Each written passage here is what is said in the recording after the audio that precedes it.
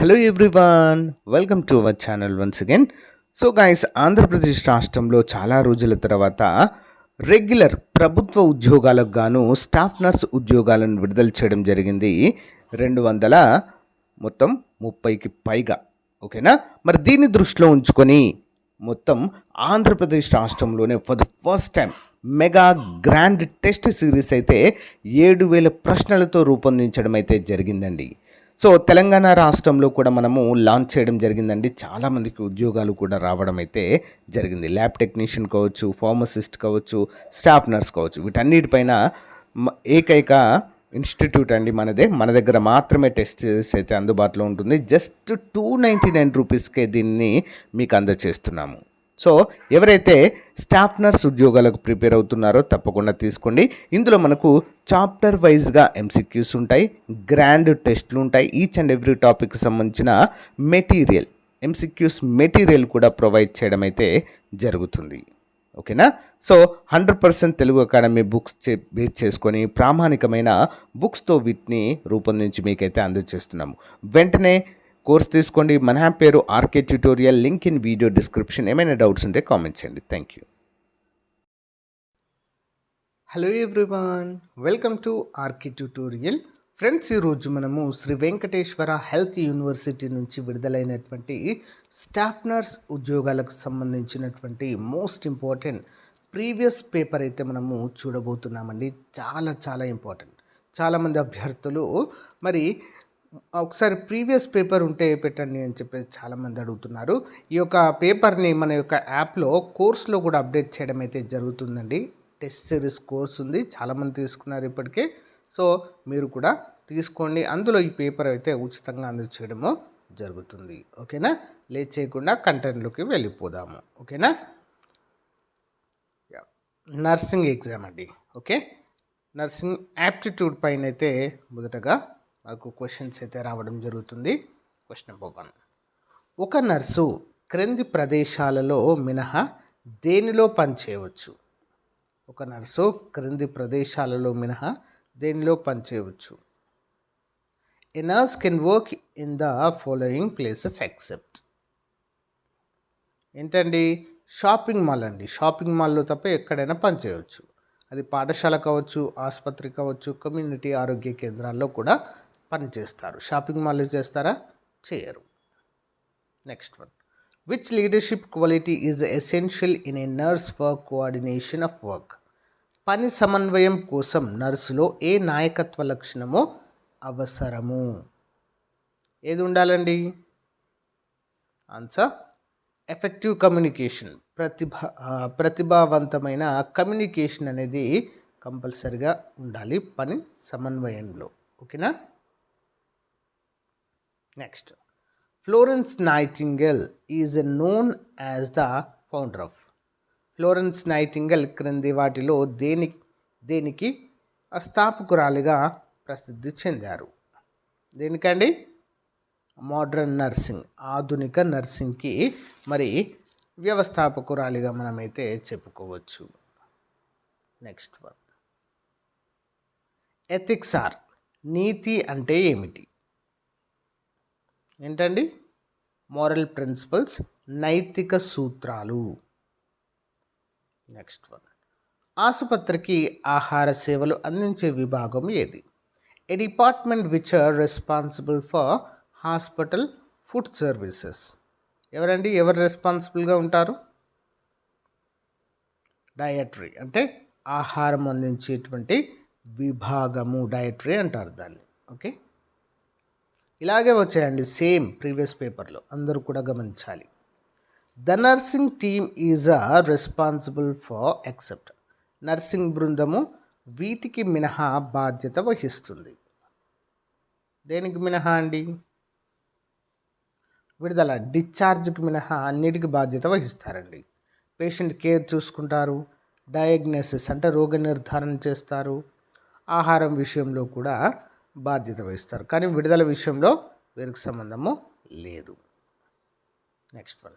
Which is the characteristics of mentally healthy individual. అంటే మానసికంగా ఆరోగ్యంగా ఉన్న వ్యక్తి లక్షణం ఏమిటి? ఏంటండి?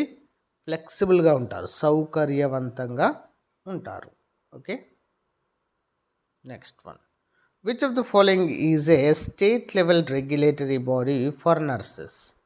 క్రింది వాటిలో నర్సుల కోసం రాష్ట్ర స్థాయి నియంత్రణ సంస్థ ఏది? ఏంటండి? రాష్ట్ర నర్సింగ్ కౌన్సిల్. రాష్ట్ర nursing council, state nursing council అంటారు. Okay, next one. The nurse is accountable for. Nurse పూర్తి బాధ్యత వహించే విషయము ఏంటి? దేనిపైన అండి? దేర్ ఓన్ ప్రొఫెషనల్ ప్రాక్టీస్, అంటే వారి స్వంత వృత్తిపరమైన అభ్యాసం కోసం. వారి స్వంత వృత్తిపరమైన అభ్యాసం కోసం. Next one. Which of the following is a complementary therapy? ఏంటి?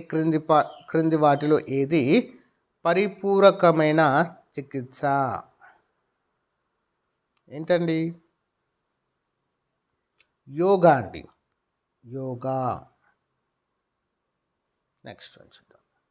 Which of these is an example of good study habit? వీటిలో ఏది మంచి అధ్యయన అలవాటుకు ఉదాహరణగా చెప్పుకోవచ్చు? ఏంటండి? సాధారణ విభజన, రెగ్యులర్ రివిజన్గా మనమైతే చెప్పుకోవచ్చు. నెక్స్ట్ వన్ చూద్దాం. Immediate care given to the victim is called as, అంటే బాధితుడికి అందించే తక్షణ సంరక్షణను ఇలా పిలుస్తారు. ఏంటండి? ఏంటి బాధితుడికి ఇచ్చే తక్షణ సంరక్షణ? ఏంటి? ఫస్ట్ ఎయిడ్ అండి, ప్రథమ చికిత్స. Next one. The first step in disaster management is, విపత్తు నిర్వహణలో మొదటి అడుగేంటి? ఏంటండి? సంసిద్ధత, ప్రిపేర్నెస్గా ఉండాలండి. ఓకేనా? Next one. A yellow triangle with a black border symbol used in hospital indicator, అంటే ఆసుపత్రులలో ఉపయోగించే నల్లని అంచు గుర్తుతో పసుపు రంగు త్రిభుజం వేటిని సూచిస్తుంది? ఏంటండి? రేడియేషన్ ప్రమాదం అండి. ఓకే, రేడియేషన్ హజార్డ్లను గురించి తెలుపుతుంది. ఓకే, నెక్స్ట్ వన్ చూద్దాం. Which of the following is a water borne disease? క్రింది వాటిలో నీటి ద్వారా సంక్రమించే వ్యాధి ఏది? Water borne disease. ఏంటది? కలరా. ఓకే, కలరా అండి, నీటి ద్వారా వ్యాప్తి చెందుతుంది. Next. The organism responsible for causing tuberculosis is. The organism responsible for causing tuberculosis is. క్షయవ్యాధికి కారణమయ్యే జీవి ఏది? క్షయవ్యాధికి కారణమయ్యే జీవి. ఆన్సర్ మైక్రోబ్యాక్టీరియం ట్యూబెరోక్లోసిస్ అనేటువంటి bacteria. Next one. Which of the following is considered as a biomedical waste? క్రింది వాటిలో ఏది బయోమెడికల్ వ్యర్థంగా పరిగణించబడుతుంది? ఏంటండి అది?